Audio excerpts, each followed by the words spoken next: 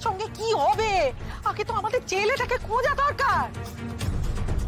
তারপরে একবার ছেলেটাকে খুঁজে পাই আমি, দরকারে না ও যা ডেকে একেবারে এদের এই মেয়ের ভূত ওর মাথা থেকে আমি তাড়িয়েই ছাড়বো, দেখো না।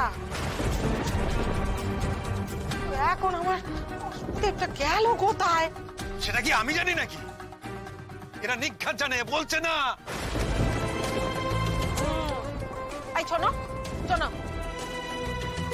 আমাকে কও এখন তোমাদের মেয়েটি কোথায় আছে? এই ভোর দুপুর বেলা তোমাদের মেয়ে ঘরে নেই, কোথায়? সে কোথায় গেছে শুনি?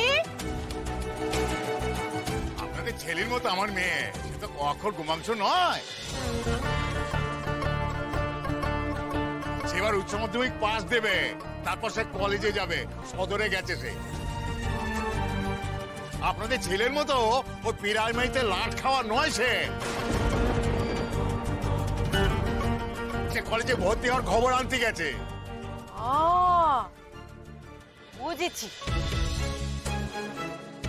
এবারে বুঝেছি, আমি সব বুঝতে পেরেছি গা। আমার কথাটা একবার শোনো খালি। কলেজে যাবার নাম করে আমাদের ছেলেটাকে সঙ্গে করে নিয়ে গেছে গো। আমি তোমাকে বলছি দুটোতে একসঙ্গে আছে।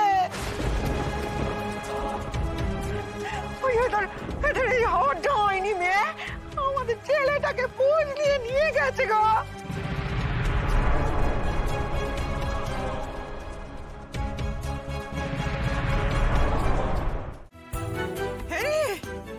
এসে গেছিস তুই? আমি বেলবাজার আওয়াজে ঠিক বুঝেছি আমার লাজু এসে গেছে। এত দেরি করলি কেন তুই? আমি কোথায় দেরি করলুম গো ঠাম্মি, গাড়ি কারাই তো দেরি করলো। আর কলকাতায় কি আমি নিত্য আসি নাকি যে পথঘাট সব চেনা হবে? ভাগ্যিস তোমার দেওয়া মোবাইল কানা ছিল, ওতেই পথ চিনে চিনে এসেছি। বেশ করেছিস। হ্যাঁ রে, তুই দোরের কাছে দাঁড়িয়ে বক বক করে যাবি কেন? আয় ভেতরে আয়, আয়। তুমি জানতে ও আজকে আসবে? হ্যাঁ, আমাকে ফোন করে বলেছিল তো। কই দেবে? আয় ভেতরে আয়, আয়। আসবো কি করে টাম্মি? পেয়াদা যে দোরের কাছেই আটকে হাজারটা প্রশ্ন শুরু করেছে।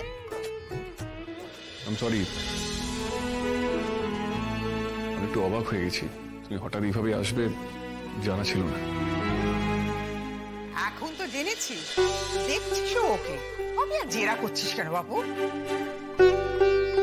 আয় ভেতরে আয়। এই কৃষ্ণ, তুই যা তো বাপু, একটু কি জেঠুমনি আর অনুকে ডেকে দে। আয় রে আয়।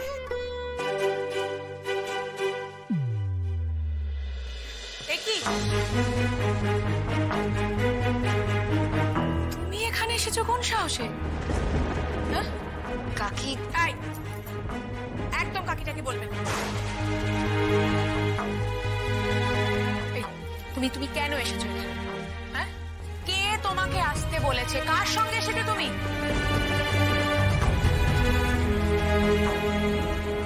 অদ্ভুত তো, চলে এলে এখানে।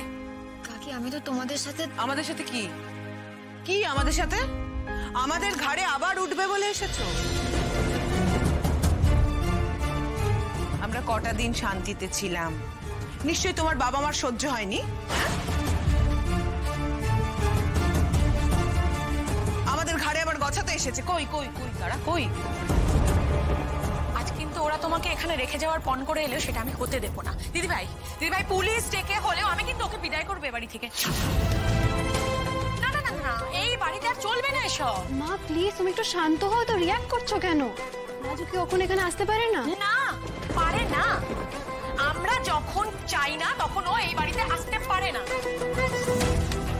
আর যদি ও আসে তাহলে তার পরিণতি কি হবে সেটাই দেখবে। রাজু, এই বুঝি তোর বোন? হ্যাঁ, তো বাচ্চা ছেলে মা। হ্যাঁ, ভালো ভালো, খুব ভালো, খুব ভালো। দেখছো কি পেন্নাম করো?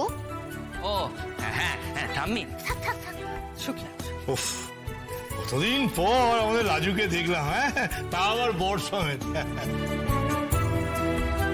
জেঠু, আমার সঙ্গে তোমার যদি নিত্যই বাড়িতে দেখা হতো তাহলে আজ রাজুকে দেখে খুশি খুশি হয়ে ছুটে আসতে।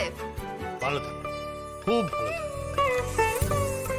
এই তোকে বলতো, পরীক্ষা কেমন দিলি? দিলুম, কেমন দিলুম সে তো জানি না, কিন্তু পড়াশোনা করেই দিয়েছি।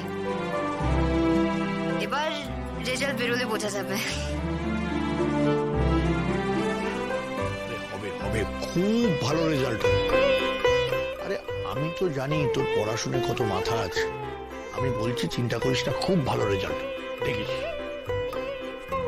জেঠিমণি, আমরা কিন্তু লাজুর একটা বড় খবর এখানে বসেও পেয়েছি, সেটা বলো ওকে। ও হ্যাঁ হ্যাঁ হ্যাঁ হ্যাঁ, আমি তো ভুলেই গেছিলাম। আরে লাজু, তুই তো একটা বিরাট কাণ্ড করেছিস।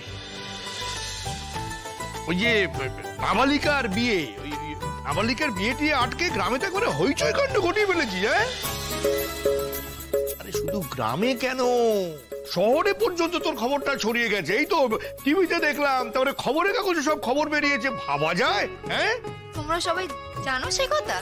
জানবো না? কি বলছিস লাজু? আরে তোকে সত্যি কথা বলছি, আমার না খবরটা দেখে শুনে ভারী গর্ব, খুব গর্ব হয়েছে। কি বলো না?